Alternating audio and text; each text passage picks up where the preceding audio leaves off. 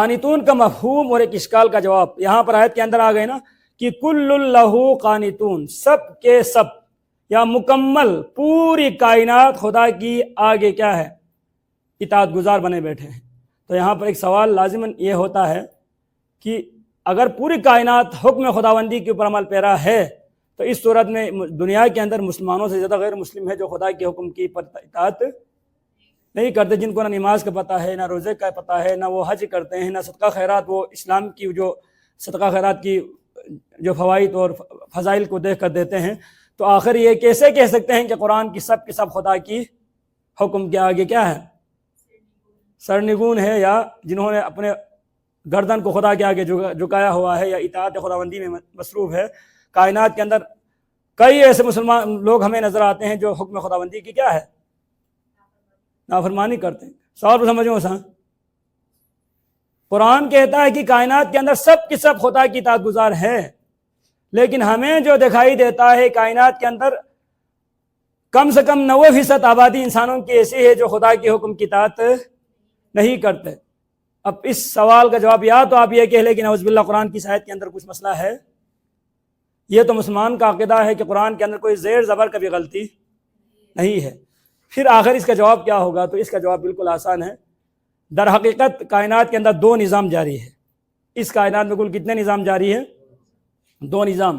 ایک نظام ہے تکوین، کائناتی جو نظام ہے، سورج کا نکلنا، ڈوبنا، رات کا تاریک ہونا، دن کا روشن ہونا، کسی کا سیاہ ہونا، کالا ہونا، بدبخت ہونا، سعادت مند ہونا، خوبصورت شکل کا ہونا، بد شکل کا ہونا، یہ کائنات کی نظام ہے جس کو کائنات تکوین کہا جاتا ہے۔ ایک نظام ہے تشریع، شریعت کے اندر کچھ نظام ہے، نماز پڑھنا، روزہ رکھنا، وضو کرنا، غسل کرنا، پردہ کرنا، والدین کی اطاعت کرنا، یہ ساری کی ساری چیزیں کیا کہتے ہیں؟ شریعت۔ یہ ایک تشریعی نظام ہے، اور ایک ہے تکوینی نظام۔ اب اس کائنات کی تکوینی نظام میں کسی کی بھی اندر ایک ذرے کے برابر گنجائش نہیں ہے کہ خدا کی مخالفت کرے۔ یہاں پر اس آیت کا تعلق تکوین سے ہے، تشریع سے نہیں ہے۔ کائنات کے اندر اللہ نے جس کو مرد پیدا کیا وہ ہمیشہ کیا رہے گا؟ مرد رہے گا۔ جس کی شکل کو اللہ تعالیٰ نے بگاڑ دیا، اب کسی کی بس کے اندر یہ نہیں کہ اس کی شکل وہ ٹھیک کر لے جب تک خدا نہ چاہے۔ اللہ تبارک و تعالیٰ نے ابھی یہ سردیوں کی رات لمبی کر دی اور دن چھوٹا کر دیا۔ کائنات کی کوئی سپر طاقت اللہ تعالیٰ کے اس نظام کو بدل نہیں سکتی۔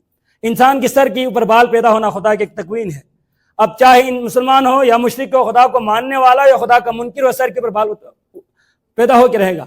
اب جتنی لگ بار کوشش کرے، جب تک خدا کی مشیت، خدا کے ارادہ شامل حال نہ ہو، اس کو تبدیل نہیں کر سکتے۔ اس حوالے سے کائنات کے اندر ہر چیز خدا کے آگے کیا ہے؟ سرنگون ہے۔ باقی تشریعی نظام میں انسان کو اختیار دے رکھا ہے۔ شریعت اختیار کی بنیاد پر ہے نا، آپ چاہے نماز پڑھ لے چاہے نماز نہ پڑھ لے، لیکن نماز پڑھنے کی فوائد آپ کو بتا دیا، نماز چھوڑنے کے نقصانات سے آپ کو آگاہ کر دیا گیا۔ اب قیامت کے دن سوال تکوین پر نہیں ہوگا بلکہ کس پر ہوگا؟ تشریع پر ہوگا، شریعت کے اوپر سوال ہوگا۔ اللہ قیامت کے دن کسی سے یہ سوال نہیں کرے گا کہ تیرا رنگ کالا کیوں ہے۔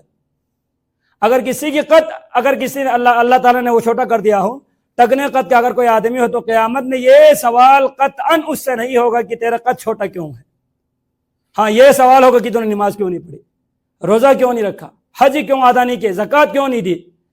تو تشریع کے اوپر سوالات کا بھی تعلق ہے، تشریع کے اوپر بھی انسان کے اختیارات ہے۔ باقی کائنات ایک تکوینی نظام ہے۔ اس تکوینی نظام کے اوپر میری زندگی ہے، میری موت ہے، میرے جینا ہے، میرا مرنا ہے۔ اب میرے اوپر اللہ تعالیٰ بیماری دینا چاہے تو میں اس کو روک نہیں سکتے۔ کیا آپ لوگوں کے اندر کوئی ایسی طاقت ہے کہ بیماری اللہ کے اوپر مسلط کرنا چاہے آپ اس بیماری سے بچ سکیں؟ نہیں ہے نا۔ کائنات کے اوپر زلزلے آ جاتے ہیں، اب اس زلزلے میں کسی کی کوئی بس نہیں ہے کہ کائنات کے زلزلے کو روک دے جب اللہ کے ارادہ اور مشیت شامل نہ ہو۔ تو اس آیت کے حوالے سے اشکال بالکل وارد نہیں ہوگا۔ کیوں؟ اس لیے کہ اس کائنات کی کل اللہ قانتون کا تعلق کائنات تکوین سے ہے، کائنات شریعت سے نہیں ہے۔